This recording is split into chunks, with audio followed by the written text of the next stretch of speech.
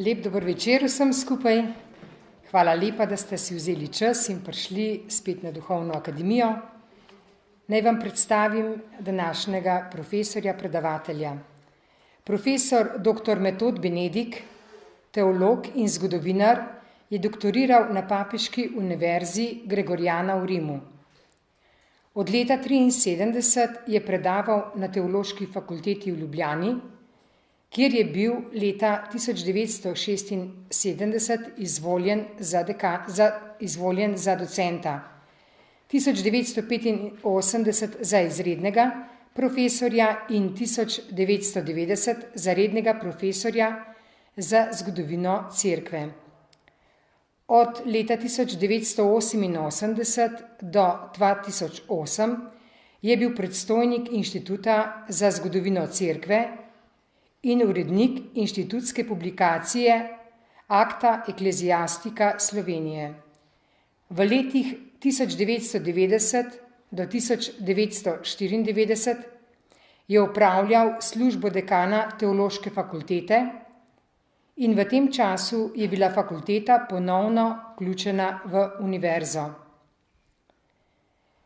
Prejel je univerzitetno zlato plaketo 2001, po upokojitvi pa je bil imenovan za zaslužnega profesorja Ljubljanske univerze leta 2013.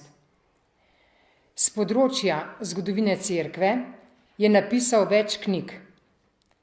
Zadnja med njimi je Krščanstvo na Slovenskem v luči virov, ki jo je izdala Mohorjeva družba. Če koga zanima, si lahko v Mohorjevi družbi tudi to knjigo kupi.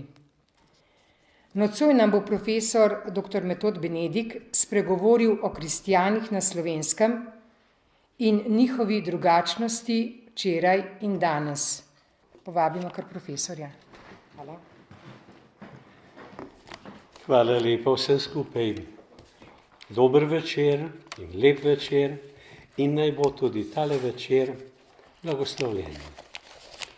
Naj tudi tale večer vsaj nekaj pripomore k našim, naj dopolnjuje naša spoznanja, obenem pa tisto, kar se mi zdi vedno pravzaprav bistvenega pomena pri vsem temle, da ob tem, ko mi spoznavamo Cerkev, da tudi poglabljamo svojo pripadnost Cerkvi, da se vse bolj čutimo živi udje tega živega organizma, Cerkve, ki je Božja ustanova, kot pravi apostol Pavel, Kristusovo skrivnostno telo.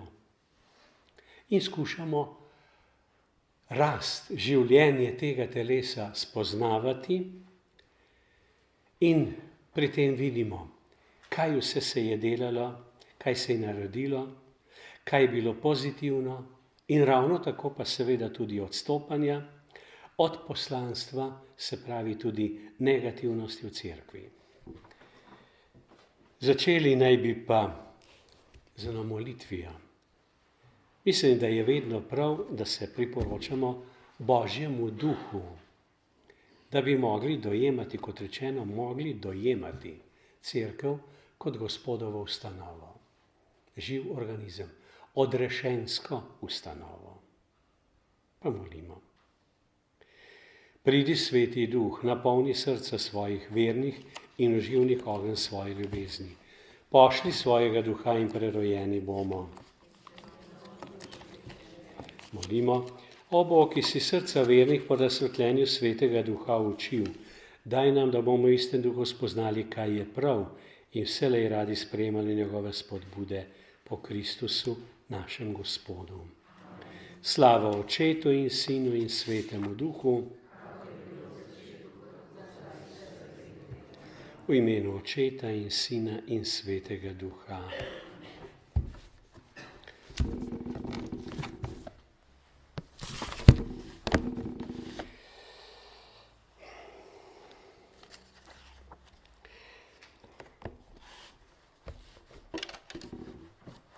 Najprej morda še kakšne takele misli. Tu imamo seveda, stopamo v področje zgodovine. Nekaterim je to blizu, jih zanima. čutijo, da so tudi sami del te zgodovine, pač vsak v svojem času. Mi smo del zgodovine cerkve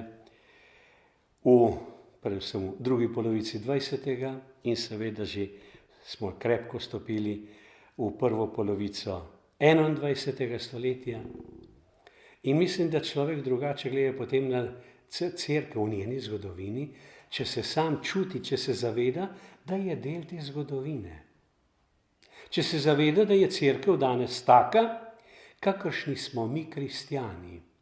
Potem seveda tega ne jemljemo kot nek šolski predmet, takrat in takrat to in to, ta in ta, tega in tega leta, ker potem se zreducira, kot mnogi radi to delajo za tole poučevanje zgodovine v osnovnih šolah, v srednjih šolah, je sploh to značilno, samo se skupaj zreducirajo na imena, na številke in to naj bi bila zgodovina in seveda, če je taka, potem to sploh ni zgodovina in kot taka se tudi kot učni predmet ljudem zagabi.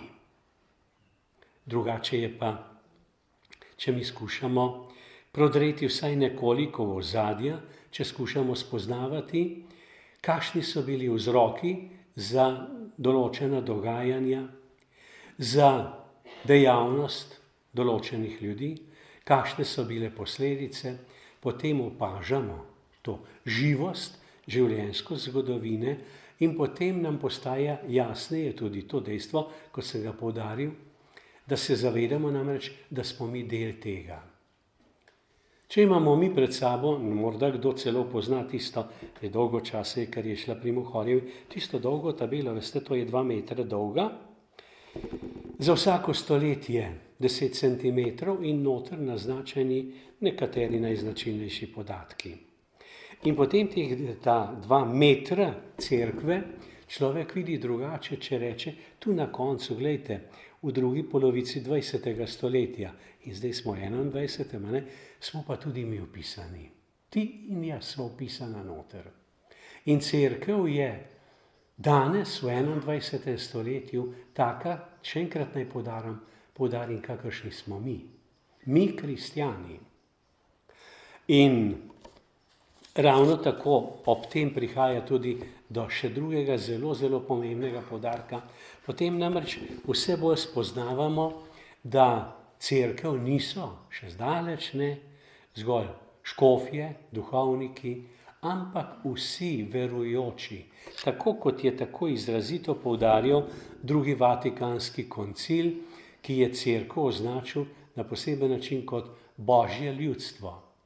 Tisto ljudstvo, ki sprejema Kristusa za svojega učitelja, za svojega vodnika in v to Božje ljudstvo človek vstopa po zakramentu krsta. Kako močno je poudarjeno in pravzaprav tudi zelo preprosto in razumljivo, da se nihče ne rodi kot duhovnik, nihče se ne rodi kot redovnik ali nuna, ampak vsak se rodi kot fantek ali pa punčka, otrok, človek, moški, ženska. S krstom postane Božji otrok, deležen Kristusovega odrešenja, vse ostalo je pa potem nadgradnja. Mislim, da je prav, če se te zavedamo, teh bi rekel temeljnih izhodišč, potem nam je cerkev v času in prostoru nekaj drugega, kot zgolj naštevanje samo nekih podatkov, takrat to in to, ta in ta. Mi bi danes nekoliko pogledali, ker je tudi poudarek za celotno letošnje leto v Duhovni akademiji tudi drugačnost. Kako so kristjani gotovo nekaj značilnega, v nekih oblikah nekaj posebnega v družbi, ali pa recimo, bi človek rekel, tudi drugačni od tistih smeri, ki jih širšim krogom ljudi, ljudstva, narodov narekuje ali diktira neka ideologija ali neki režim, neko določeno kulturno okolje. Namreč vidimo vedno znova tisto,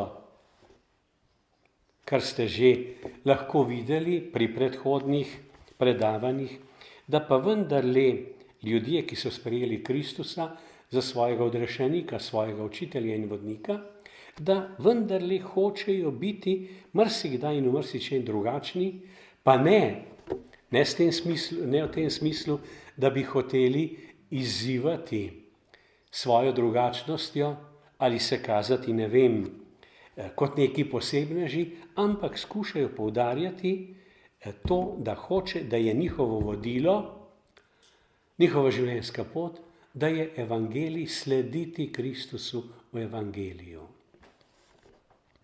Mi bomo tokrat nekoliko pogledali, kaj se je dogajalo prav v tem smislu, v teh hotenjih, da bi kristjani res bili pravi Kristusovi učenci, torej kaj se je dogajalo v novejšem času.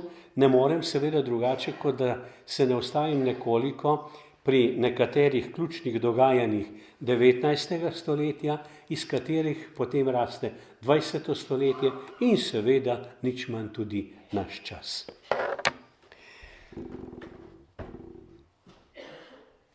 Že v mislim, da prejšnje leto tudi smo obravnavali med drugim, recimo obdobje in konec konca, vsaj koliko toliko poznate, obdobje razsvetljenstva, ki je zajelo tudi seveda naše slovensko ljudstvo v okviru avstrijske monarhije. Veste, pa so poznani izrazi, kot je terezijanizem po Mariji Tereziji, jožefinizem po Jožefu II., potem pa recimo čisto na verskem področju janzenizem in še nekatere stvari bi lahko naštevali. Vse to je gotovo vtisnilo močan pečat v samo versko življenje. No, potem pa se postopno začenja novo obdobje, ko skušajo nekateri spet opozarjati prav na to, da moramo biti drugačni od teh smernic, kot jih je vsiljevalo tole razsvetljenstvo v Avstriji, jožefinizem predvsem. Moramo biti drugačni. Drugačni od tistih pogledov, tudi znotraj krščanstva, od tistih smeri, ki pravzaprav so človeka v marsičem utesnjevale, zanimivo, pravzaprav absurd, znotraj razsvetljenstva, svobodnjaštva, pa ga vendarle na nek način utesnjujejo in so se določena gibanja, pa določeni ljudje so si prizadevali, da bi zaživeli spet bolj sproščeno krščansko življenje. Tu naj predvsem eno stvar omenim. Glejte, po eni strani imamo recimo v drugi polovici 18. stoletja razsvetljenstvo, izrazite oblike racionalizma, poudarjeno razumarstvo, naj kar tako rečem, tudi na verskem področju. Izrazito razumarstvo. V tem smislu so vzgajali tudi duhovnike. Vidite, to je zanimiva poteza bila Jožefa II. On zapre vse šole, vse semenišča, škofijska, redovna, vsi duhovniški kandidati se morajo šolati v tako imenovanih generalnih semeniščih in tam morajo uporabljati od države predpisano literaturo kot konkretne učbenike in profesorji so lahko samo tisti, ki so bi lahko rekli zapriseženi jožefinci. In seveda tu se oblikuje tudi na Slovenskem ena posebna vrsta duhovnikov, naj tako rečem, ki so pač tako bili izobraženi, tako vzgajani. Oni naj bi poleg tega, da so duhovniki, bili tudi v veliki meri v službi države. In so duhovniško službo tudi opravljali mnogi, čisto bi rekel, v stilu nekih uradnikov. Čeprav tudi tu ne gre pretiravati, torej, če bi pretiravali to uradniško plat duhovniške službe. Glejte, kako zanimiv primer je naš Baraga, ki deluje kot kaplan v Šmartinu pri Kranju, pa potem v Metliki, v teh krogih in v teh okoliščinah, to se pravi med duhovniki, med katerimi se izrazito še čuti ta razsvetljenska, jožefinska usmerjenost, razumarska. Baraga torej, je eden od tistih, ki začuti, da mora drugače. Lejte, prav danes je v bogoslužnem kalendarju god, torej goduje sveti Klemen Dvoržak. Poznate tega človeka, poznate tega svetnika. Ja, večkrat opredeljuje tudi kot apostola Dunaja. Lejte, v tisto hladno krščanstvo, racionalistično, on začenja vnašati novo smer, ki jo začenja predvsem sveti Alfons Liguori, ko poudarja, če bi človek čisto kratko povzel, poleg razuma je človek tudi srce. Torej dve plati človeškega bivanja poudarja. Človek ni samo razum, je tudi srce. In potem imamo Liguorija na Dunaju Dvoržaka. Pri Dvoržaku se vzgaja. Dvoržak je duhovni učitelj, voditelj.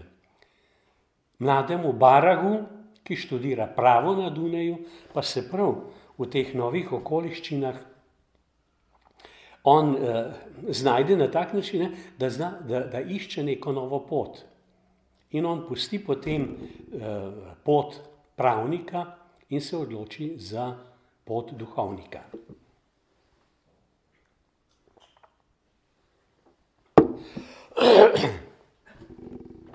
In pogledajte, kako se potem čuti, konkretno v tem primeru, kako nastaja nekaj novega, nekaj drugačnega od tistega, kar je režim marsikdaj tudi res prav vsiljeval ljudem, tako duhovnikom kot vernikom. Lejte, sredi tistega okolja Baraga veliko pridiga, veliko spoveduje. To je bilo pravzaprav nekaj nezaslišanega, da on hodi kar dan za dnem zjutraj v cerkev, 5, 4, 3, zgodaj, dobesedno sredi noči in spoveduje.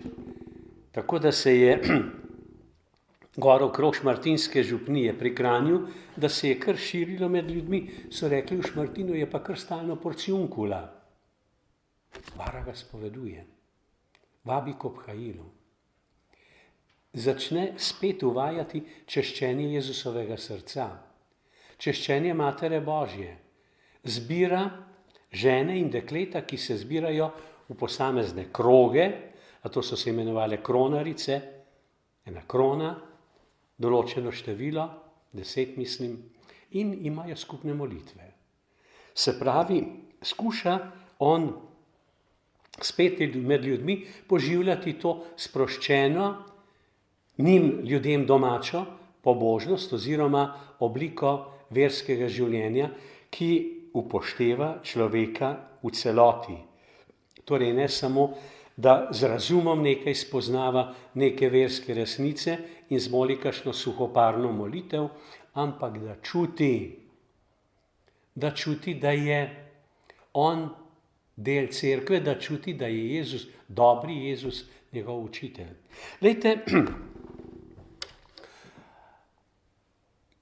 ko se mi spomnimo današnjega papeža Frančiška, vi veste, da je razglasil leto usmiljenja, leto Božjega usmiljenja, da on zelo močno poudarja Božjo dobrotljivost, usmiljenje, sproščenost, nežnost med ljudmi v medsebojnih odnosih, vse tisto, kar izhaja iz dobrega in usmiljenega Boga. Lejte, pred njim, njegov predhodnik, Janez Pavel II., on je napisal številne okrožnice. Ena od okrožnic nosi naslov, besede apostola Pavla, bogat v usmiljenju. Bog je bogat v usmiljenju. Kako ta dva papeža našega časa poudarjata Božje usmiljenje. In marsikdo pomisli na to, oziroma se mu tako zdi, ja, zdaj pa to nekaj novega. Zdaj pa cerkev res doživlja spet nekaj takega, kar je bilo čisto pozabljeno, nihče ni vedel za to, zdaj sta pa prišla dva papeža. Poudarjata, Bog je dobrotljiv, Bog je usmiljen, Bog je oče. Pejmo mi pogledajte 100 let, 150 let nazaj ali pa še več. Imamo tele ljudi, Baraga še posebej. Ravno tako na Štajerskem seveda Slomšek. To sta nosilca tega, kar se na teološkem področju potem preprosto imenuje teologija srca. In začenja se nova oblika, nove spodbude, novi načini verovanja, izpovedovanja vere. Glejte, je zanimiva poteza, Slomšek je 1852. Pripeljal v Celje lazariste, misijonska družba se tako uradno pravzaprav imenuje lazaristi, marsikdo to dobro pozna, njihov dom svetega Jožefa, ker imajo kar stalno kakšne programe, pa duhovne vaje, pa razne skupine se tam zbirajo, pa izobraževanje in tako naprej. Skratka, kar stalno kakšni programi.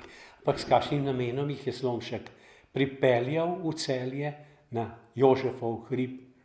S tem namenom, da bi oni kot misionarji, ljudski misionarji, da bi vodili misijone po župnijah. S tem se na Slovenskem začnejo tile ljudski misijoni po župnijah, kot jih mi tudi danes poznamo. Vemo, da so pravzaprav ves čas, leto za letom, so predvsem v postnem pa v adventnem času dokaj številni ljudski misijoni po župnijah v naši Sloveniji.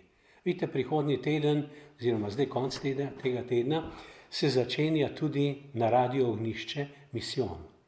Vidite, Slomšek, če se vrnemo k Slomšku, v sredo 19. stoletja, vidite, on, tako kot Baraga na Kranjskem, tako na Štajerskem, spodbuja spet praktično, tole bi rekel, prisrčno, ne kar tako rečem, prisrčno pobožnost, vernost, ki človeka na nek način prevzame, ki ni suho ponavljanje nekih morda tudi nerazumljivih ali pa manj umevnih vsaj izrekov, obrazcev, ampak tista pobožnost, ki res, bi rekel, izhaja iz človeka.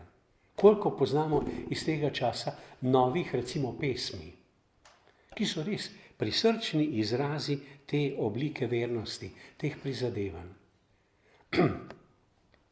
Tako da je treba poudariti, da tu se začenja res nekaj novega, res nekaj v marsičem drugačnega, kot so bila predhodna obdobja, ki so bila, res je treba poudariti, v marsičem usiljena od zunaj. Na nekatere stvari bi takole mimogrede zraven opozoril, kakšno vlogo imajo posamezni dejavniki znotraj tega. Glejte, takrat se začenja tisk. Mislim, nekoliko širše. Tisk je seveda že zdavno prej, da ne bo kakšnega napačnega razumevanja.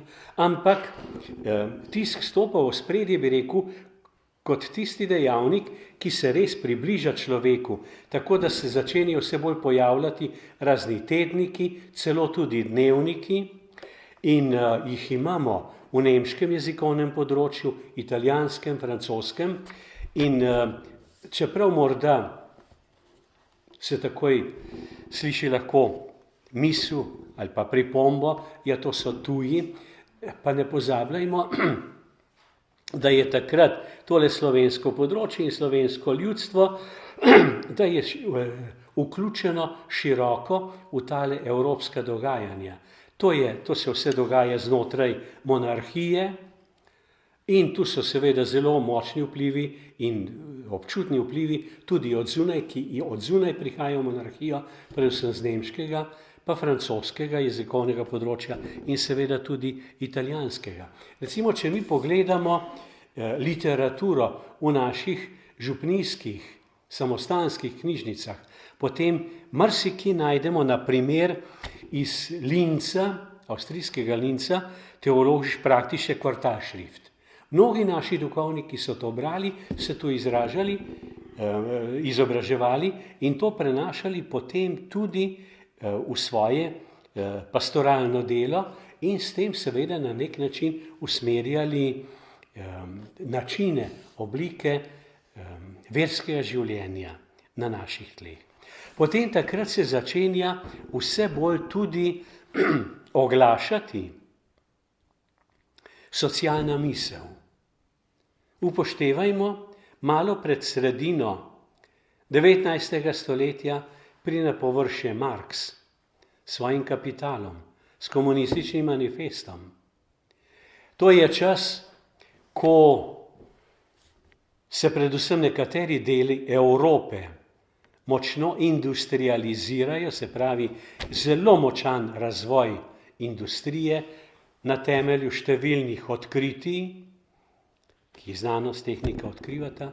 S tem nastajajo tudi nova delavska naselja,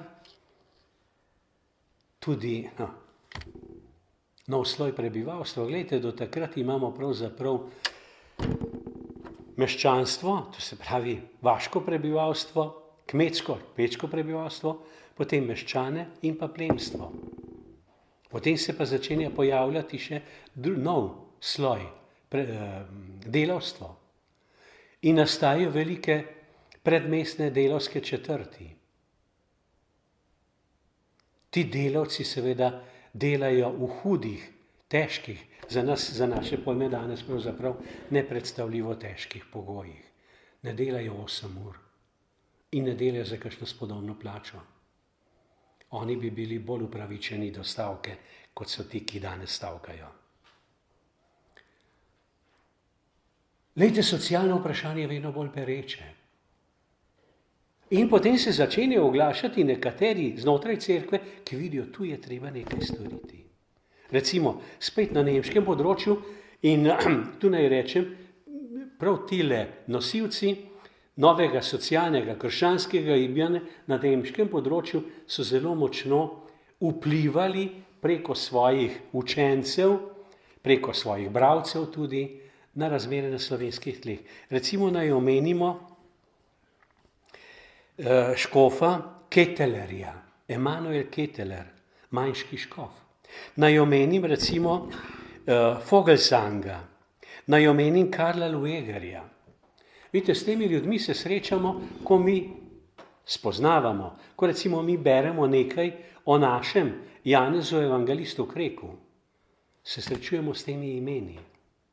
Torej oglaša se vse bolj tudi ta klic po potrebi znotraj cerkve, da se cerkev temeljito loti tudi tega vprašanja. Moramo sicer tukaj ugotavljati, vidite, tu je eno takih področij, ko je bila cerkev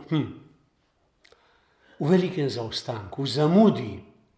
Če sem rekel, da malo pred sredino 19. stoletja Marx že nastopa s svojimi temeljnimi spisi, potem je treba, če odmislimo tele posameznike Kettelerja, Kolpinga, Luegerja, če te odmislimo, potem vidimo praznina.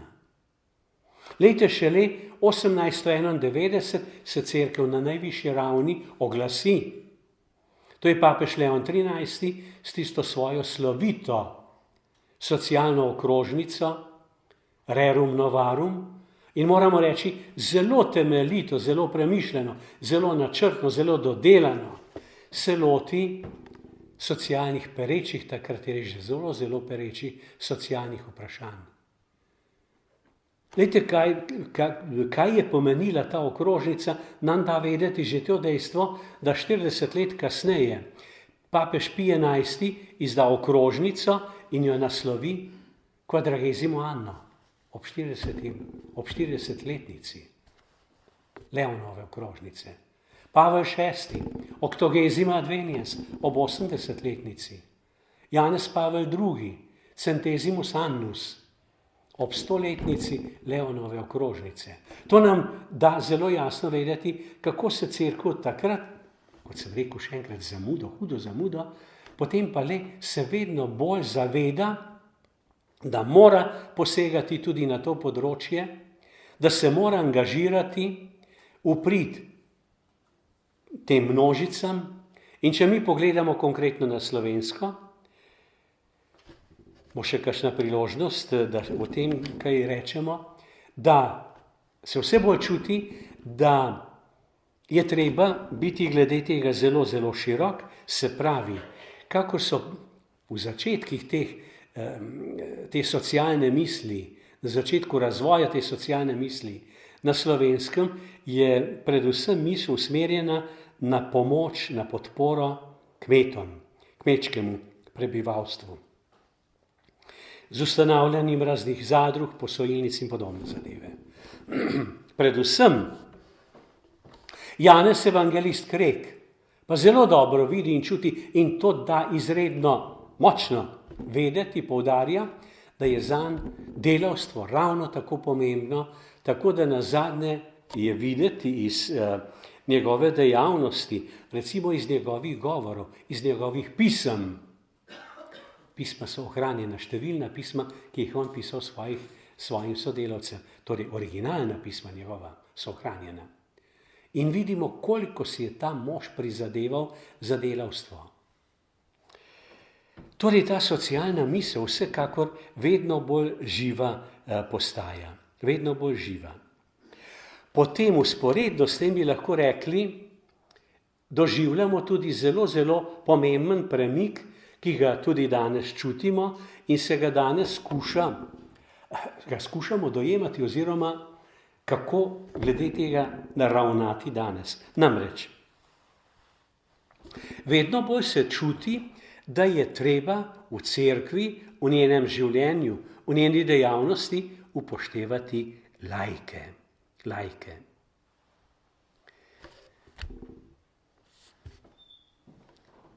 To se močno čuti že proti koncu 19. stoletja, seveda pa na poseben način v prvih desetletjih 20. stoletja.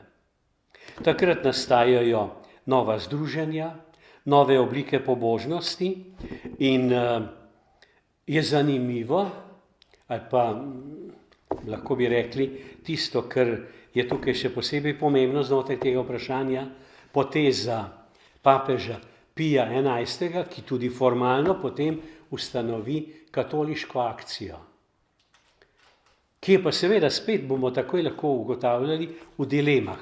Ali naj bo to kolikor toliko samostojna skupnost, ustanova laikov, ki so seveda povezani s cerkvijo, ali pa naj bo to skupnost laikov, ki so pa pod izrazitim, celo strogo pravzaprav hierarhičnim vodstvom cerkve. Tu so bile, moram reči, hude dileme in razhajanja in ugotavljamo, da so v različnih področjih cerkve, krščanskega sveta, da so nastajale različne oblike. Jaz se ne bi spuščal v posamezne oblike tu ali pa tam, ampak predvsem bi poudaril, tu se začenja vse bolj čutiti ta nujna potreba, da se laikom daje v cerkvi tisto mesto, kot jim gre. Glejte, mimogrede mi pride na misel razmišljanje slovitega nemškega teologa Hansa Künga, mož je zdaj seveda že krepko v letih, on je bil kolega in prijatelj Jozefa Ratzingerja. Ratzingerja pa poznate, ne? Benedikt XVI. Ona dva sta bila kot mlada nemška teologa obenem tudi sodelavca na drugem Vatikanskem koncilu. Vi veste, da so tam škofje imeli, vsak je imel kakšne svoje sodelavce, strokovnjake za to ali ono področje, ki so potem škofom sugerirali, kaj in kako glede tega in onega, in seveda so jim pisali tudi govore, to jasno. Torej, za nemško področje je poleg Ratzingerja bil zelo vpliven Küng. On je namreč napisal, no seveda on ima celo množico knjig, ne? Ampak ena pa moram, da se me je posebej dotaknila, ki ima kratek pa jasen naslov Cerkev. In posebej eno poglavje me je tako, moram reči, kar fasciniralo in sem se mu temeljito posvetil. Glejte, na binkoštni dan, to beremo v apostolskih delih, ima govor tisti, to je prva kateheza v javnosti, apostol Peter. In najprej poseže v staro zavezo in navede par citatov, se pravi, navede recimo preroka Joela, o Davidu piše, in to seveda nanaša potem na Kristusa. In je zanimivo, da je Peter vzel, to je bingošnji dan, prihod Svetega Duha, ko Peter govori, kako je pravzaprav prihod Svetega Duha, dejavnost Svetega Duha najavljena že zdavnaj prej, pred Kristusom po prerokih. In navaja Joela, ko Joel pravi, da bo prišel čas, ko bodo prerokovali starčki in otroci, hlapci in dekle, vsi bodo preroki. Kaj pravzaprav tam pomeni? Sploh kaj pomeni biti prerok? Največkrat pomislimo, da gre pri preroštvu za napovedovanje prihodnjih stvari. Prerok je, če bo napovedal, kaj se bo tukaj zgodilo čez 3 leta. Veste, kaj je v duhu Svetega pisma pravzaprav preroštvo biti prerok?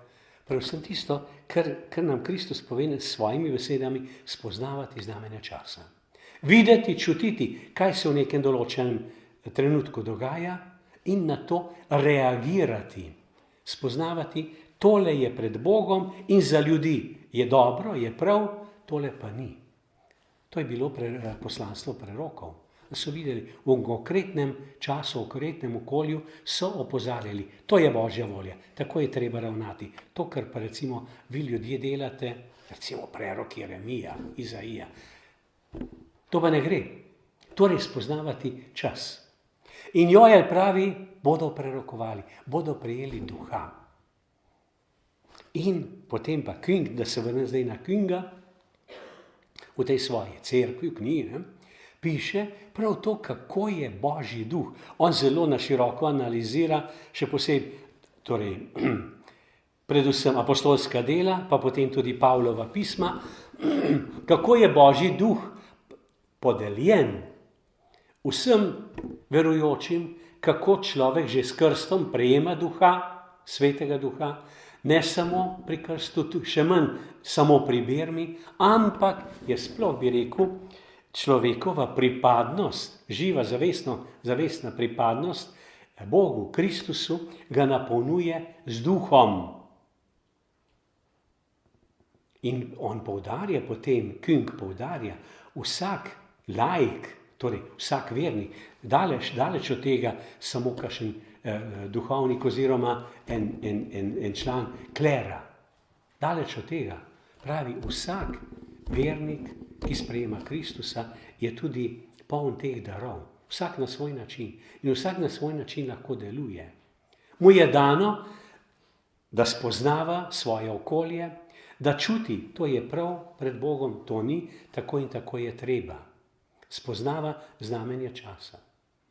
In to je pravzaprav temelj za tole, na kar bi jaz rad opozoril, kako se v temle času, ki ga zdaj spet skušamo obravnavati, se pravi, ko gremo v 20. stoletje, kako se vse bolj poudarja, da imajo laiki ravno tako duha, imajo duha in kot taki imajo tudi vse možnosti in pravice in dolžnosti živo sodelovati v okviru cerkve. Je pa seveda treba poudariti, da potem udejanjanje tega je pa seveda dolgotrajen proces. To traja. Recimo, gotovo, da je velike korake naprej napravil drugi Vatikanski koncil, ki je tam še posebej v dogmatični konstituciji o cerkvi tako jasno poudarja vlogo laikov. Laiki, ki so ravno tako napolnjeni svetim duhom, ki so pravzaprav največji del, daleč najštevilčnejši del cerkve. In so kot taki poklicani tudi, izzvani, da delujejo znotraj cerkve. No in ta misel se začne zelo močno prebujati še posebej, že po koncu 19., še posebej pa v začetku 20. stoletja. Vloga in mesto laikov v cerkvi. Tu imamo seveda potem, v zvezi s tem bi lahko omenjali različne ustanove, različne skupine, različna področja, različne organizacije, ki pa pokažejo vsaka na svoj način, kako laiki odmevno delujejo v cerkvi, se pravi, da ne gre samo za tisto osebno krščansko življenje, ampak tudi za življenje navzven. Potem v okviru predstavitve tega časa se mi zdi potrebno poudariti tudi nov lik, spremenjen, lahko bi rekli drugačen lik, glede na prejšnje obdobje, škofa in duhovnika. Vi dobro veste, da to izhaja iz zgodnjega srednjega veka. Z Otonom I. cesarjem se začenja, leta 962 se vzpostavi tako imenovano rimsko-nemško, oziroma so rekli sveto rimsko-nemško cesarstvo. In takrat Oton začenja formirati, oblikovati tako imenovano Reichskirche. On si takrat preprosto prilasti pravico, da sam imenuje škofe. In prav ta misel, oziroma ta praksa se vse bolj uveljavlja, kar je gotovo bilo v marsičem zelo slabo za cerkev. Glejte, potem imamo v 11. stoletju proti koncu tisto znano odmevno gregorijansko reformo, kogar predvsem zato, da bi se cerkev osvobodila te nadvlade, laične oblasti, konkretno zato, da bi cerkev sama razpolagala s temi službami, se pravi konkretno, da je cerkven človek, papež predvsem tisti, ki škofe imenuje. Ampak to je šlo tako, veste, včasih je to uspelo, včasih ni. Dejstvo je, glejte, da se je ta praksa ohranjala do novejšega časa. Vi veste, verjetno veste, kateri je bil zadnji ljubljanski škof, ki je bil še imenovan strani cesarja, ne strani papeža, pa ga je cesar imenoval. Veste, dokdaj je on vodil ta od cesarja imenovani škof, ljubljansko škofijo? Do leta 1930. Anton Bonaventura Jeglič, njega je imenoval cesar, ne papež, papež je samo potrdil. Ampak, glejte, začenja se pa premik na nekem zelo pomembnem področju, namreč prej, od srednjega veka naprej, pa potem nekje do 18. stoletja je to sploh prevladovalo, da so bili med škofi, tudi če pogledate vi vrsto ljubljanskih ali pa mariborskih, levantinskih škofov, to so bili v glavnem iz plemiških vrst. Samo nekatere izjeme tukaj izstopajo, ampak v glavnem pa iz plemiških vrst. Nemalokrat tudi tujci. Zdaj pa se pojavlja res drugačen tip, bi lahko rekli, škofa, namreč so domačini vse bolj in pa so to preprosti ljudje. Morda se včasih čudno sliši, če si pri predavanju rekel, ja, prej so bili škofje, so bili plemiški sinovi, potem so pa tudi škofje kmetje, se pravi tisti, ki izhajajo res iz tega širokega kmečkega sloja. Škofje, domači škofje. In gotovo, da so ti novi škofje, ki so izhajali iz ljudstva, da so imeli jasno, da neprimerno več čuta, neposrednega čuta za konec koncev svojo poglavitno dejavnost, to je za oznanjevanje. Domačini so bili, se pravi, da so res lahko domačen jezik oznanjali. In pa ljudje, ki so izrasli iz tega okolja. Pa naj spet prikličem v spomin škofa Slomška, kmečki sin. In dobro pozna način kmečkega življenja, delo na polju v vinogradu, to mu je blizu. In se potem tudi kot kaplan, župnik, škof, se zna približati temu človeku. In rekel, se spusti dol, On ni škof nekje visoko gor, ampak je med ljudmi, je z ljudmi.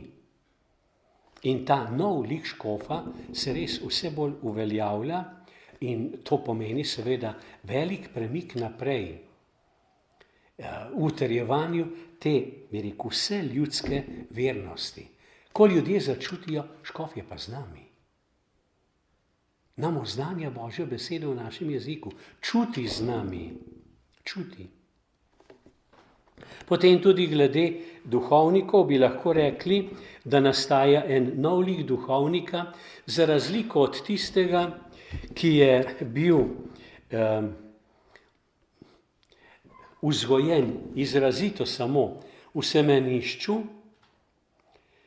bi rekel, v nekem določenem zaprtem okolju, tako da so potem take duhovnike včasih kar takole imenovali, da so to sveti posebneži,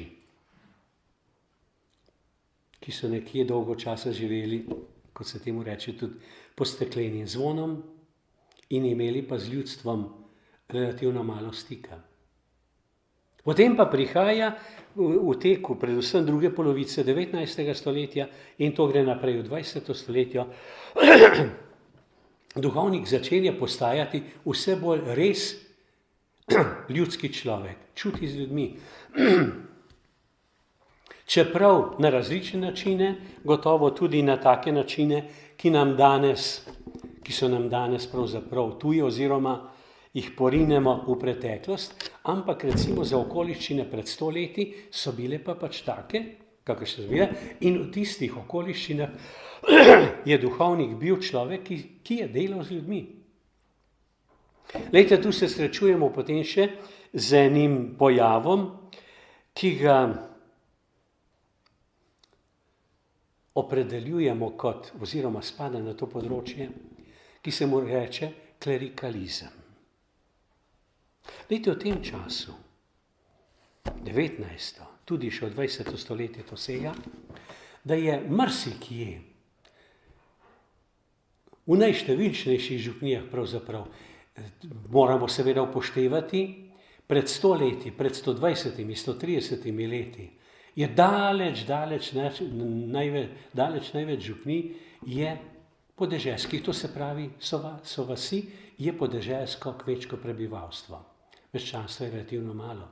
Glejte, če imamo danes v Ljubljani, ne vem, je 23 župnij ali jih je še nekoliko več, pa vemo, mnoge župnije od ljubljanskih so nastajale v času, pravzaprav, ki nam je zelo blizu, daleč nazaj pa, če pogledamo, župnija svetega Petra, to je ena sploh najstarejših na Slovenskem, sveti Peter, recimo frančiškanska župnija Marijinega oznanjenja iz časa Jožefa II., se pravi, to je proti koncu 18. stoletja, Sveta Trojica še mlajša. Da ne govorimo o Šiški, o Šiška, Vič, no Šentvid je seveda stara fara, ne? Ampak mnogi so nastajale šele kasneje, v novejšem času, torej na podeželju daleč največ župnij. In tam to je bilo normalno, da je bil pravzaprav v mnogih župnijah ali pa krajih, recimo, edini človek, ki je bil izobražen, kolikor toliko recimo, pa kolikor toliko, bo spet še enkrat rekel, razgledan je bil duhovnik. In je bilo čisto normalno, da poleg dušnega pastirstva, da se on ukvarja tudi z vprašanji gospodarstva, kulture, tudi politike. To je bilo takrat normalno. Danes se to čudno sliši. Lejte, Krek, ki gre tako na široko. Lejte, Krek je bil še kako udeležen v gospodarskem življenju našega ljudstva, pa še kako močno. Konkretno za to zadrugo, za ono zadrugo, za to podjetje in tako naprej. Vemo tudi, on je bil poslanec ljudske stranke na Dunaju. Poslanec, parlamentarec. To je bilo takrat normalno. Ampak sem že omenil, Krek je tisti, veste, ki pa vidi, da stvari morajo iti širše in prav tole težnjo, ki se pojavlja, kot sem začel zdaj omenjati, kako je laik znotraj cerkve in znotraj življenja naroda vse bolj poudarjen. Torej, Krek vidi, da je to treba iti korak naprej. Konkretno. Glejte, za vse te številne ustanove, ki takrat nastajajo, različne, še enkrat bom rekel, pa zadruge, pa podjetja in ne vem kaj še, hranilnice in tako naprej. Glejte, si Krek toliko prizadeva, to z njegovih pisem, zelo lepo, jasno sledi, izhaja. Krek si prizadeva, da bi se šolala, vzgojila nova generacija, tako fantje kot dekleta, da bi bili ti mladi ljudje, laiki, še enkrat naj poudarim, sposobni prevzeti vodenje takih ustanov, jih oni voditi. Torej konkretno, da ne bi duhovnik bil voditelj neke mlekarske zadruge ali pa tam, da ne bi on imel čez prašičje reje in tako naprej, ampak izobraženi za različna področja, laiki naj bi to prevzeli. Krek si zato zelo močno prizadeva. Glejte, omenil sem izraz klerikalizem. Imamo pa seveda v istem, prav v tem času, prav v Krekovem času, to so zadnja leta 19. pa potem v 20. stoletje, 17. kot veste, je Krek umrl, ne? Torej ta leta, glejte, istočasno, ko se Krek, pa to ni edini, ne? Ampak bi rekel, najbolj viden nosilec te ideje, si zato prizadeva, da bi laiki prišli bolj do izraza, tako znotraj cerkve, kot tudi v drugih dejavnosti, ki pravzaprav izhajajo iz cerkve, tudi kot tole socialno gibanje. Torej, medtem ko se tako prizadeva, so pa tudi mnogi, ali pa dokaj številni, no? Ki postajajo pri starih pozicijah. Duhovnik je še vedno tisti, ki naj vodi poleg dušnega pastirstva v župniji. Tudi kulturno življenje, tudi politično, tudi gospodarsko in z drugimi besedami nočejo dati iz rok tovrstnih dejavnosti, nočejo prepustiti laikom. In tukaj, moram reči, tukaj vidim klerikalizem. Klerikalizem, ko kleriki ostajajo na teh pozicijah, nočejo dati iz rok, pustiti iz rok stvari, ki naj bi jih opravljali laiki. Da se kasneje ta izraz klerikalizem zlorablja in da govori o njem, ne da bi sploh imeli kakršenkoli pojem, kaj je klerikalizem, to nam je tudi dobro znano in tako naprej, v to se jaz ne bi zdaj spuščal, ampak pravi začetki klerikalizma so pa v tem, in to mislim, da je treba poudariti, so bili kleriki, ki niso spustili iz rok. In klerikalizem pač. Potem naj poudarim, takrat se znotraj teh spremenjenih razmer, oblik, se začenjajo uveljavljati nove oblike pobožnosti. Vsaj novi poudarki verskega življenja, značilnosti. Glejte, nekatere bi jaz omenil. Nove pobožnosti. Predvsem se mi zdi, pa posebej se mi zdi potrebno poudariti, da mnoge od teh pobožnosti, kar je res, moramo reči zdravo krščansko, temeljijo na Svetem pismu, torej na Božjem razodetju. Da niso kar tako, recimo fantazija tega ali onega, kar se je v vsakem času pojavljalo v preteklosti in to veste, se pojavlja tudi danes, ampak pravim Sveto pismo. In bogoslužje, liturgija, uradna liturgija, to so ti temelji, iz katerih potem izhajajo tudi mnoge čisto konkretne pobožnosti. In je gotovo zanimivo, da ima pri tem vlogo, pri uveljavljanju teh novih pobožnosti, močno vlogo ima tudi mladina, mladi ljudje, ki predvsem postavljajo v središče Kristusov lik. To se pravi izrazito kristološko so usmerjene tele nove, vse bolj pobožnosti ali pa izrazi verskega življenja, če hočete, se pravi, ki imajo res za središče Kristusa samega, tisto, kar iz njega izhaja. Tako da prav ta duhovnost, ki zajema laike, je obenem ne samo nova oblika, ampak predvsem poglobljena oblika vernosti, ki ljudi pritegne, obenem pa tudi samo po sebi to prinaša, to, kar sem prej omenjal, namreč večje vrednotenje laikov v cerkvi. Konkretno, za katere pobožnosti gre, samo kratko bi to preleteli, češčenje Evharistije. To naj omenim na prvem mestu. Uveljavlja se tudi večno češčenje, kot so temu rekli, pri 9. začenja zelo poudarjati in priporočati, to je papež 19. stoletja. Potem, takrat se začenjajo uveljavljati evharistični kongresi. Sprva mišljeni kot romanja v neke kraje, potem pa to preide počasi v množična zborovanja. In ti kongresi povezujejo mnoge ljudi, ti kongresi navadno trajajo več dni in so povezani tako študijskimi, teološkimi razglabljanji o Evharistiji in vseh teh vprašanjih, ki so povezane z Evharistijo.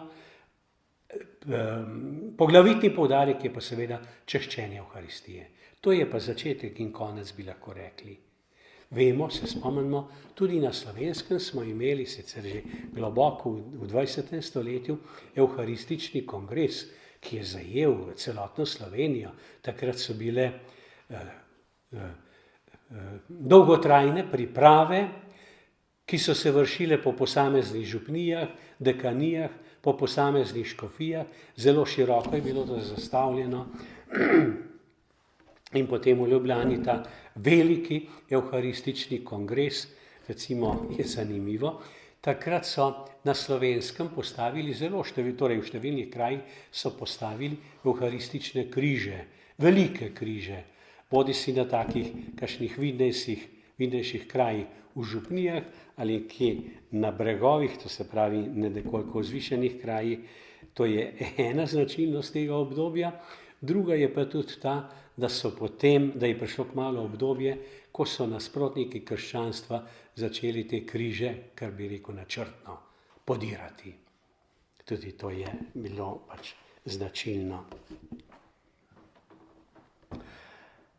Potem v zvezi z Evharistijo bi poudaril še eno stvar, kar je gotovo na poseben način pomembno v krščanskem življenju, v krščanski vernosti ali pa, če hočete, v prakticiranju krščanstva.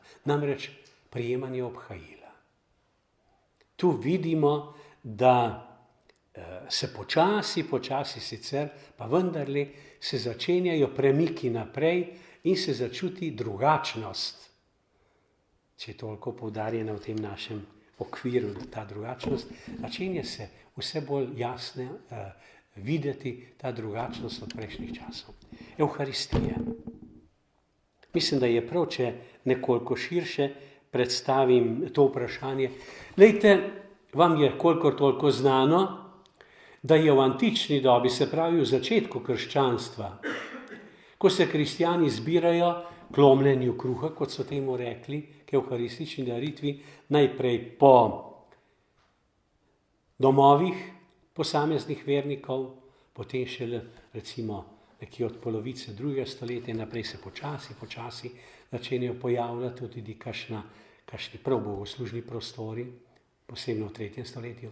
No, ampak, glejte, takrat, ko se kristjani zberejo k lomljenju kruha, torej po doma, mi bi rekli danes, so prišli k maši. Glejte, oni si sploh ne morejo, ne znajo zamisliti, da bi nekdo prišel k maši, ko brede lomljenja kruha, ne da bi od tega kruha tudi prejel košček tega posvečenega kruha, ki je Kristusovo telo. Tega ni.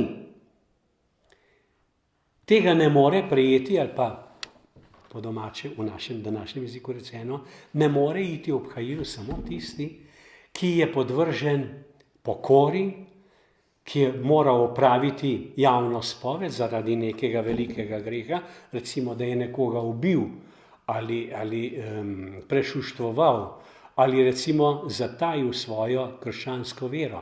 to so bili tisti veliki prekrški, javna spoved je bila potrebna. No, tak je bil izključen iz te komunijo, skupnost kristjanov, komunijo. Še danes mi poznamo ta izraz, biti ekskomunicirani, izključeni iz krščanske skupnosti. In temu seveda ni bilo možno od začetka pokore, niti da bi prisostvoval pri Evharistiji, potem, ko nekaj časa že opravlja pokoro, dobi dovoljenje, da pride v bogoslužni prostor, je lahko, pa recimo samo Božjo besedo posluša, potem mora iti ven. V naslednji fazi je lahko noter, ampak kleči, ves čas svete daritve kleči. Nazadnje stoji in potem, ko dobi odvezo, potem pa spet prejme lahko obhajilo.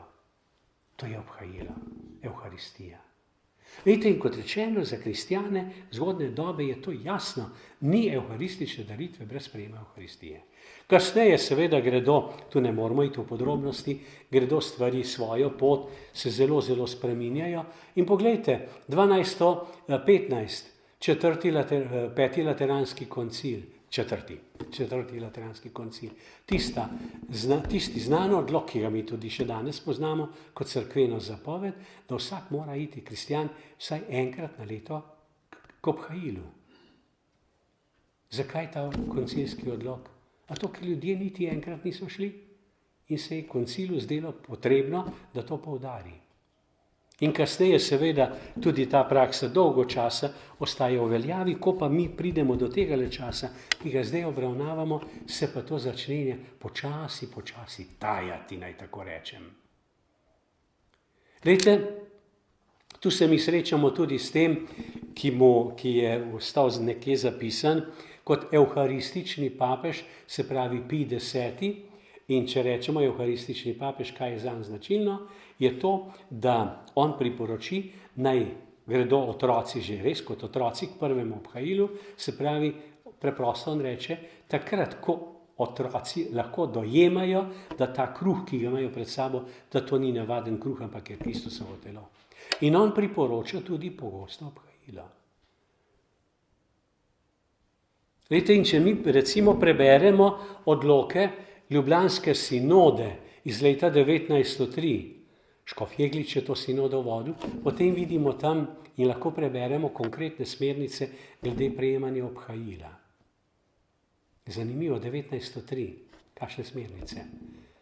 Kristjan naj bi, en povprečen kristjan recimo, naj bi šel k obhajilu enkrat na mesec. Tak je, bi rekel, mehen boljši kristjan, ki tudi včasih med tednom gre k maši, naj bi prejel obhajilo enkrat na teden. Taki, ki so pa, bi rekel, res zgledni, vidni, odmevni kristjani, taki pa tudi pogostejše, celo vsak dan. Vidite, to je 1903. In če gremo mi potem še naprej in se spet ustavimo pri drugem Vatikanskem koncilu in pogledamo prav na tole področje, kaj pravi v tej znani konstituciji o svetem bogoslužju, spet poudarja tisto, kar je bilo prvotno. Jasno pove, popolna udeležba pri Evharistiji je, če kristjan, ki je prišel k sveti daritvi, prejme tudi obhajilo. Čisto preprosto, če nekdo te povabi na večerjo, pa bo šel na večerjo, ampak samo tam sedel pa nič jedel. To je večkrat čudno videti. Ampak če priješ na večerjo, boš potem tudi jedel. In to se spet poudarja, to se pravi znotraj bogoslužja, polna udeležba pri Evharistiji, jasno da, nedvoumno, jasno, vključuje tudi prejem svetega obhajila. To se pravi, tu so premiki in ko mi obravnamo tale čas, tako počasi rinemo naprej proti naši sodobnosti, vidimo, kako se te stvari počasi premikajo, dobivajo nove oblike, novo podobo. Potem naj tudi poudarimo seveda češčenje Matere Božje, češčenje svetnikov. Tu imamo seveda velike premike naprej. Pomislimo, leta 1858, Marina prikazovanja v Lurdu, v Fatimi 1917. 1854 papež razglasi dogmo o Marijinem brezmadežnem spočetju. In če mi potem gledamo na zapise, kolikor imamo ohranjene slovensko vernost, potem seveda hitro lahko začutimo, da takrat prav češčenje Matere Božje dobiva nove spodbude. Res prave, nove, zelo izrazite, nove pospeške. Nastajajo tudi nove božje poti, to je na poseben način, bi rekel, vidno znamenje novega, bolj pospešenega, intenzivnejšega češčenja Matere Božje, oziroma sploh ta marijanska pobožnost, kot včasih temu tudi rečemo, se začenja vse bolj uveljavljati. In recimo na Slovenskem, takrat Brezje počasi, postopno začenjajo vse bolj pridobivati prav kot božja pot. Vse pogosteje ljudje hodijo tja, na Brezje. Brezje so danes, kot veste, pravzaprav nekje osrednje narodno svetišče, marijansko seveda središče. Potem, gledajte, ena taka značilna pobožnost, ki ima neke svoje značilnosti prav za naše slovensko ozemlje oziroma področje, za naš narod, so šmarnice. Veste, da za nas je pravzaprav čisto običajno, da se s tem srečujemo šmarnicami. Normalno se nam zdi, vsako leto v maju so seveda šmarnice. V različnih oblikah, marsikje so še danes šmarnice lepo obiskane, še posebej tam, kjer znajo duhovniki ali pa kateheti, katehistinje, potem razni animatorji, ker znajo animirati mlade, pa peti z njimi in tako naprej, je obisk otrok seveda zelo velik. No, ta pobožnost, kot rečeno, se začenja v začetku druge polovice 19. stoletja in ta pobožnost, moramo reči, v marsičem daje ton prav verskemu življenju, še posebej, ker zadeva pač češčenje Matere Božje. Potem bogoslužje. Če rečem bogoslužje, tu je mišljeno predvsem evharistično bogoslužje, se pravi sveta maša, pa tudi drugi obredi, ki pa izhajajo, ki so nekje, bi rekel, znotraj tega uradnega katoliškega bogoslužja. Sploh tole gibanje, navadno temu, kar rečemo liturgično gibanje, se pravi gibanje, ki skuša spodbujati, dajati nove vsebine, predvsem pa ljudem približati bogoslužje, so tudi na Slovenskem, je tudi na Slovenskem to gibanje zelo, zelo živo in kar je gotovo zelo pomembno, da se vse bolj vidi, da skušajo temeljiti, uveljavljati in upoštevati svetopismo. Glejte, tu se vedno znova pravzaprav srečujemo s tem vprašanjem. Marsikje je tudi problematika, ko nastajajo razne pobožnosti, včasih tudi izvirajo od kakšnih posameznikov, pa vidimo, da so v posameznih primerih vse preveč izrazi osebnih človekovih čustvovanj ali pa doživljanj in vedno znova moramo biti pozorni, kaj je ozadje, predvsem seveda pozorni na to, ali je v ozadju razodeta Božja beseda, razodetje, ki je povzeto v Svetem pismu. Se pravi, to, kar je za nas temelj našega verovanja. Božje razodetje. Čeprav seveda tudi druga razna razodetja se upoštevajo, recimo pač privatna razodetja, recimo prikazovanja Matere Božje Bernardki. Privatno razodetje. Ampak se nazadnje vendarle izkaže, da gre za avtentična prikazovanja, za avtentična dogajanja in cerkev potem tudi uradno potrdi. Ravno tako tudi, kot recimo gre za Fatimo, se pravi uradno potrdi, ampak so pa seveda to privatna razodetja. Nimajo veljave neke cerkvene dogme, ki katoličana seveda veže, če je nek nauk razglašen kot dogma, katoličana veže, tu so pa privatna razodetja. Če veruješ, recimo, luška prikazovanja v redu, hvala Bogu, če pa ne veruješ, pa seveda zaradi tega nisi krivoverec, ampak pač tega ne sprejemaš. No, dejstvo je, da je vedno več teh momentov, ki ustvarijo tudi nove oblike ali pa nove poudarke v bogoslužju in kot rečeno, zelo značilno in zelo pomembno je to, da vedno znova se vidi, da skušajo temeljiti izhajati iz Svetega pisma. Imamo iz tega časa tudi celo vrsto raznih revij, tednikov, mesečnikov, ki so predvsem naravnani na bogoslužje in moramo reči, spet bom rekel, če pogledamo tele naše stare župnijske knjižnice, koliko so ohranjene ali pa samostanske in druge, potem vidimo, da so duhovniki relativno precej imeli tudi vpogleda v to literaturo in to so seveda presajali tudi na slovenska tla, nove poudarke znotraj bogoslužja.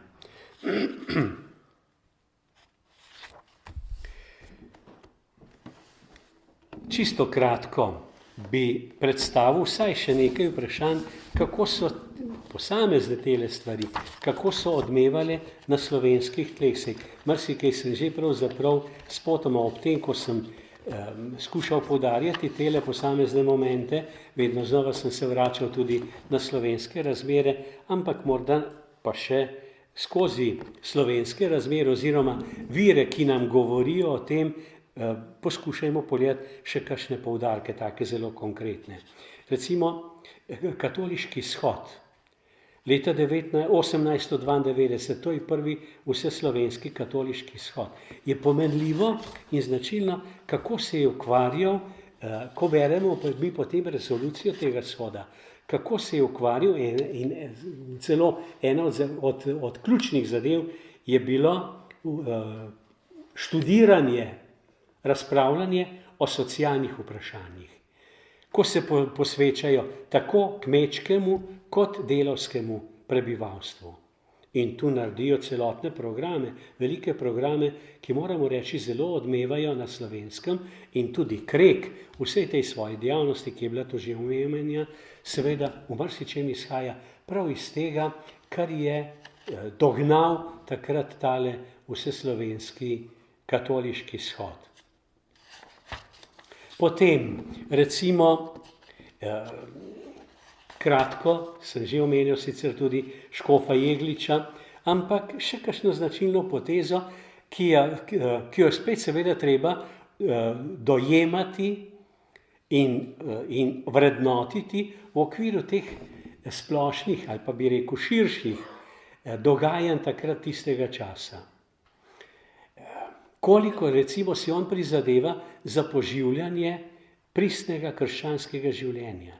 V ta namen recimo on sklicuje, da bi duhovnike vzgajal za to vrstno pastoralno delo, skliče več škofijskih sinod in jim daje sam osebno ali pa v tistih debatah zelo konkretna navodila glede obhajanja liturgije, glede posameznih zakramentov, znamenjevanj in tako naprej.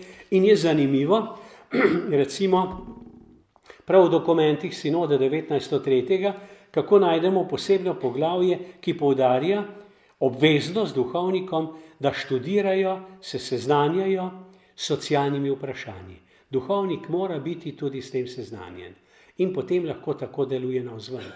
In če mi pogledamo Kreka, pa njegove sodelavce, recimo župnika Oblaka ali pa Markuna, naštel bi pravzaprav lahko celo vrsto župnikov, ti ljudje izhajajo iz tega, kar so tukaj dognali na temle shodu, vseslovenski katoliški shod, ali pa seveda tudi študirajo druge stvari oziroma literaturo in iz tega oni živijo in delujejo. Tako da recimo en tak dogodek, kot je bil tale shod, je gotovo zelo, zelo pomembna stvar za celotno slovensko prebivalstvo, mislim za cerkev, pa še boljše rečeno, za versko življenje teh ljudi. Potem pogledajte za časa Jegliča. Še ena taka stvar, ki je gotovo sama po sebi je že vsebovala spodbudo za poglabljanje verskega življenja, za vnašanje poglobljene duhovnosti.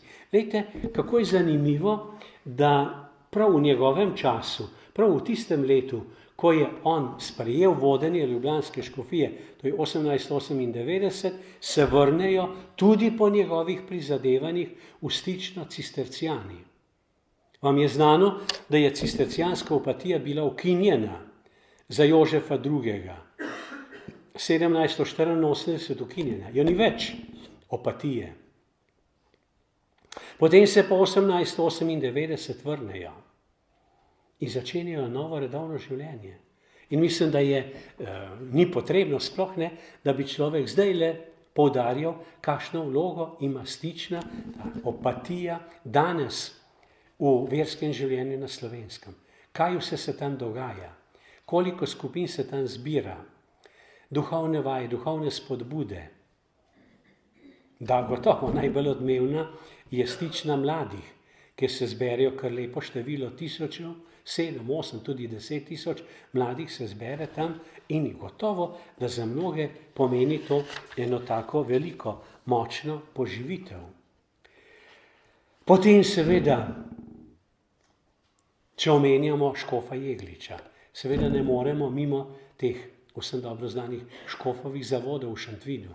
Pomislimo, kaj se to pravi, da škof, kljub vsem nasprotovanjem, pa ne samo zunaj cerkve, ne samo strani takratnih liberalcev, ampak tudi znotraj cerkve, prav v krogih ljubljanskega stolnega kapitla, strani kanonikov, ne vseh, ampak kar pretežnega dela kanonikov, ima močno pozicijo, mu nasprotuje. Kaj ti pride na misel? Kaj boš to delal?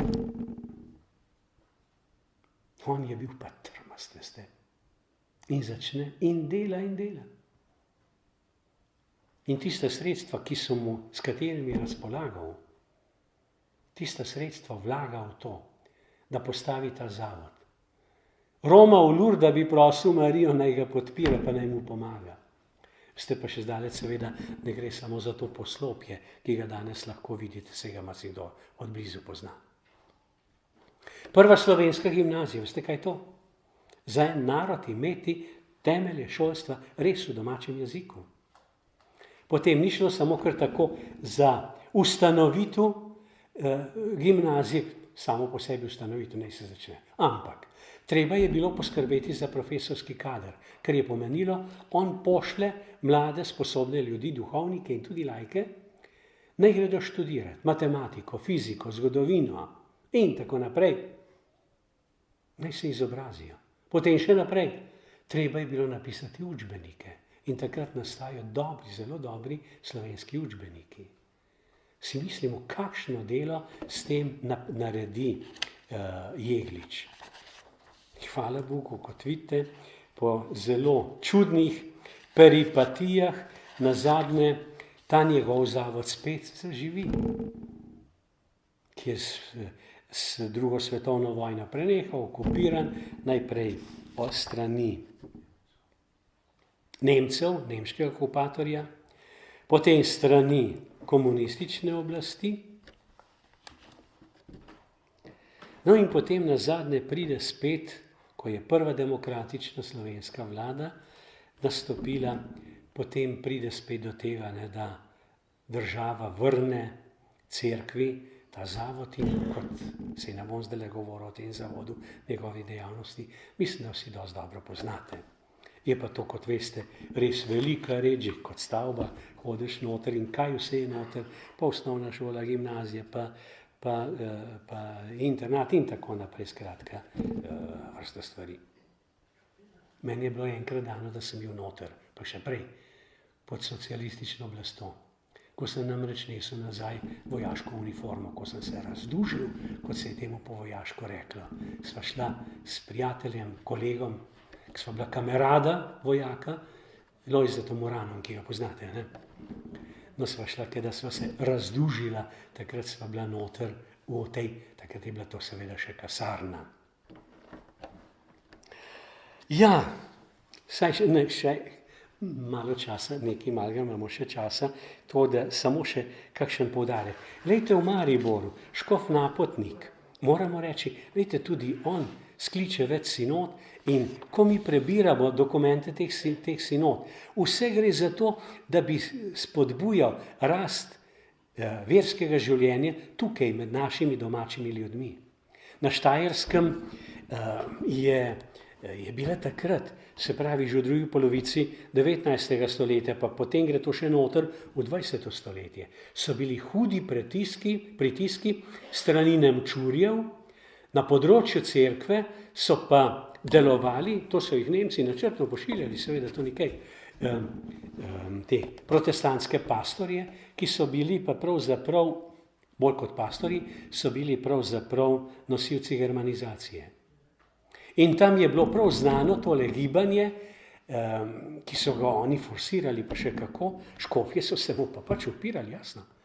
Gibanje, ki ga poznamo pod nazivom Los von Rom, proč od Rima. Šlo je za to, cerkev naj se odtrga od Rima in naj se priključi nemški protestantski cerkvi. In tu seveda, kot rečeno, še zdaleč ni šlo samo za delovanje na kakšnem verskem področju, ampak izrazito je šlo tudi za germanizacijo.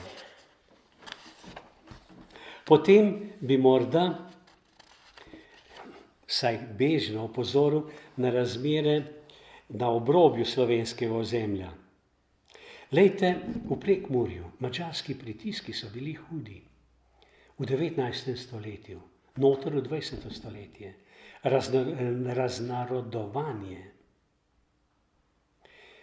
1879 državni odlok o obveznem poučevanju madžarščine na nemadžarskih šolah.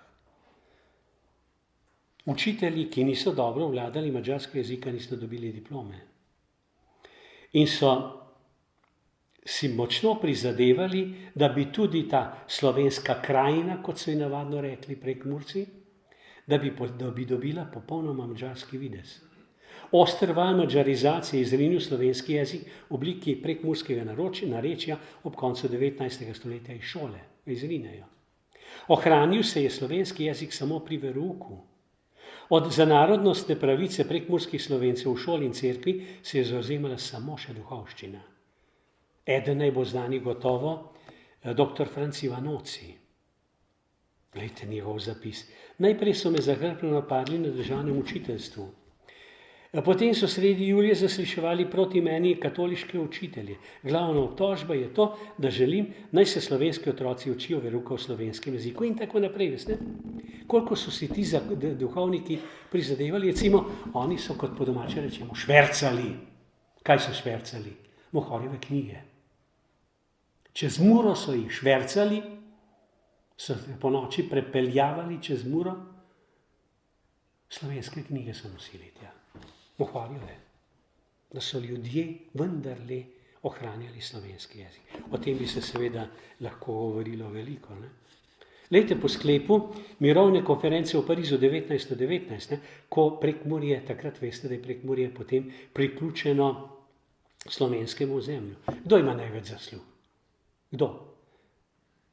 Daleč najbolj je v spredju Matija Slavič, duhovnik. On, ki je deloval tu, bil tudi na pariški konferenci. On je bil tisti, ki je predstavil razmere v Prekmurju. Ne vem, ne zasledim tega pravzaprav ob teh proslavah, ko je državna proslava, ne, priključitev Prekmurja slovenskemu ozemlju. Pa ne vem, kdaj slišite tudi ime Matija Slaviča. Ampak on je tisti, ki ima zasluge. Recimo, kakšne so bile razmere v slovenskem Primorju. Glejte, za škofa Karlina. Karlin je bil tržaški škof.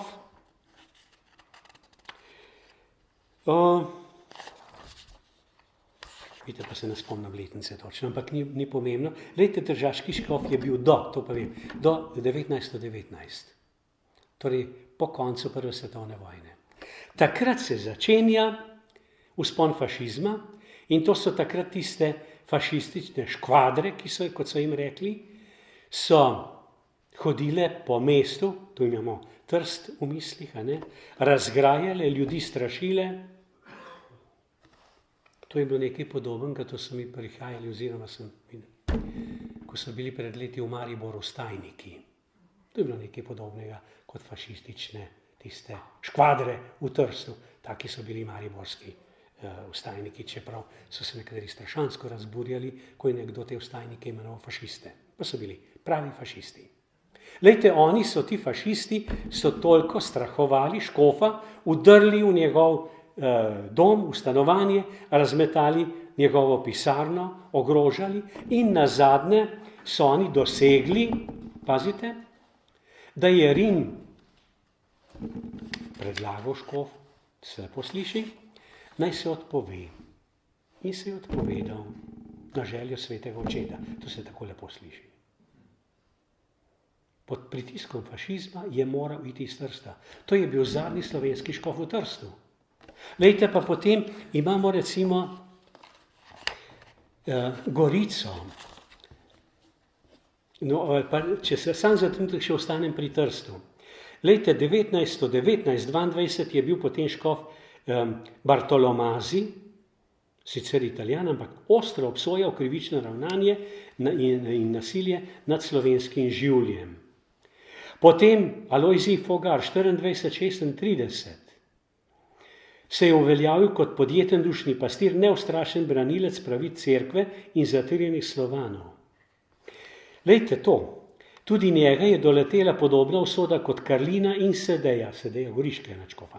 Fašistični pritisk je bil tako močan, da ga je Pij XI odpoklical v Rim.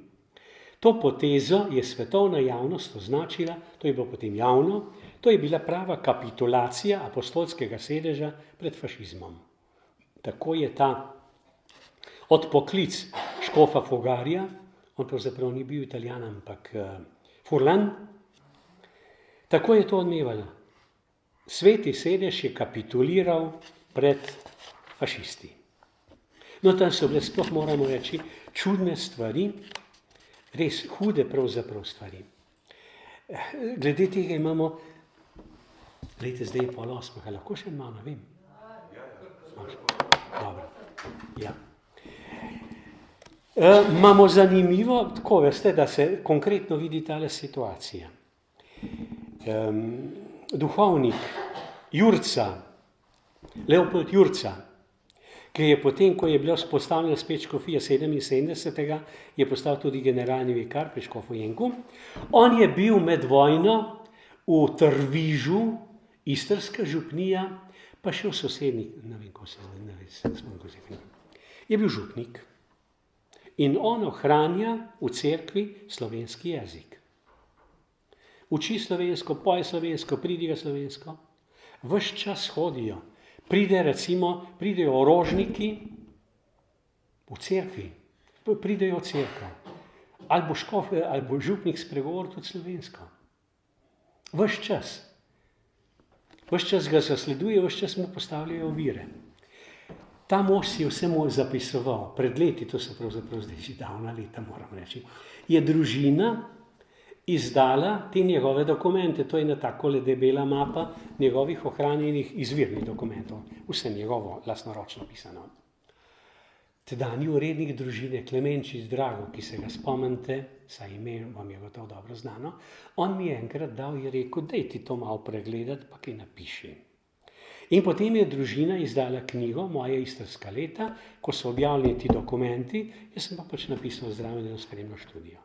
Lejte, jaz sem imel med drugim v roki dokument, ki med drugim pravi takole, jaz bom pač slovensko povedal, tam jasno, da je pisano italijansko, da 16. aprila 31 v 11. letu fašistične ere ta dokument zatrjuje, da pa dobesedno citiram pač v slovenskem prevodu, priimek Jurca je prvotno italijanskega izvora in se mora vrniti v prvotno italijansko obliko. Priimek Jurca se vrača v prvotno italijansko obliko, ki se glasi tako, Leopold Jurca se poslej glasi Leopoldo Giorgi. In tako tudi njegova sestra, ki mu je gospodinila, ona je bila, ne vem, Marija, koga že, ona tudi seveda Giorgi. To so bile take stvari, ki se jih mi pravzaprav ne znamo predstaviti. Tu imam potem tudi en dokument, ko piše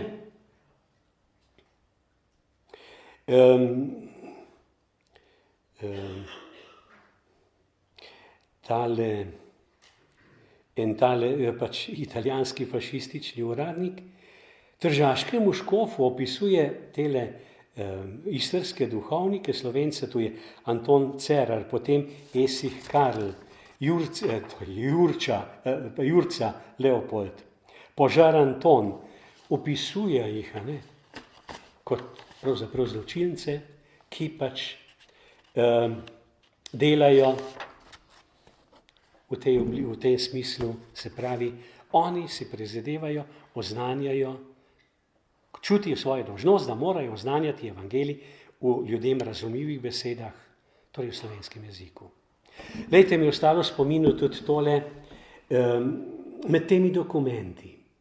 Lejte, fašisti so iz Istre in sploh tega Primorja so izselili vse slovenske in dol nižje v Istri hrvaške redovnike. Tako recimo kapucinski samostan v Gorici, ki je bil seveda slovenski samostan, vse izselijo. V Vipavskem križu izselijo, Slovenci morajo iti proč in so tam italijanski kapucini. Mislim, da je bilo to v Poreču, frančiškani. Hrvaške frančiškane izženejo in potem naselijo italijanske. Seveda fašistična oblast je prizadevala, da je našla take ljudi, frančiškane, kapucine in druge, ki so bili res izrazito fašistično usmerjeni. S tem namenom so jih potem oni poslali tja. Lejte, pa je bilo v Poreču, potem pa nekdo vpraša predstojnika samostana, gvardijana, pravi, kako boste pa vi spovedovali tele ljudi, če ne poznate njihovega jezika? Ljudje govorijo v Poreču hrvaško, oziroma bolje rečeno istrsko. To ni bilo nikdar prava hrvaščina, to je bilo istrski jezik. To so bili Istrijani, kot še danes rečejo. In veste, kaj je odgovoril ta gvardijan? Jaz vam bom italijansko povedal. Si privino dai sacramenti finché non avranno imparato la lingua italiana. Razumete? Naj se jim odrečejo sakramenti, dokler se ne bodo naučili italijansko. To je evangeljsko dušno pastirstvo. To se pravi, take stvari so se dogajale. Tu bi seveda še marsikaj lahko omenjali, tele okoliščine, tudi na slovenskih tleh, seveda še kako vidimo odmeve tistih, prej sem omenil, nekatera velika gibanja, liturgično, katehetsko, marijanske družbe in misijonsko, samo čisto kratko, še res v par besedah, odmeve tega, za liturgično to sem omenil, Stična postane res pravo središče liturgičnega gibanja Duša, so cistercijani, izdajajo tudi revije Božji vrelci, živimo s cerkvijo. Lejte, popolni prevod misala smo Slovenci dobili leta 1944. Si mislite, popoln prevod? Potem Marijine družbe, te je še posebej propagiral in spodbujal in pravzaprav kar zahteval, da morajo biti v vsaki župniji, škof Jeglič, v vsaki župniji mora biti tudi Marijina družba. Misijonska misel. Odkar so ljudje poznali misionarja Baraga, Baraga se je dvakrat vrnil iz Amerike, potem seveda že kot škof, so ga ljudje spoštljivo sprijeli in oznanjal, pridigal. Misijonska misel takrat zelo, zelo živa. Recimo Knoblehar, sloviti misionar v Afriki, se navduši ob tem, ko posluša Baraga. 1920 v Grobljah lazaristi uredijo misijonsko središče. Pa potem imamo tele to se pravi publikacije, Dejanje detinstva za otroke, Unijo kleri za duhovnike. Uveljavlja se družba za širjenje vere, Klaverjeva družba, misionari, slovenski misionari, salesijanci, jezuiti, frančiškani, predvsem ti, na Kitajskem, na Tajskem, v Indiji, v Latinski Ameriki, tam se močno pridružijo tudi kapucini.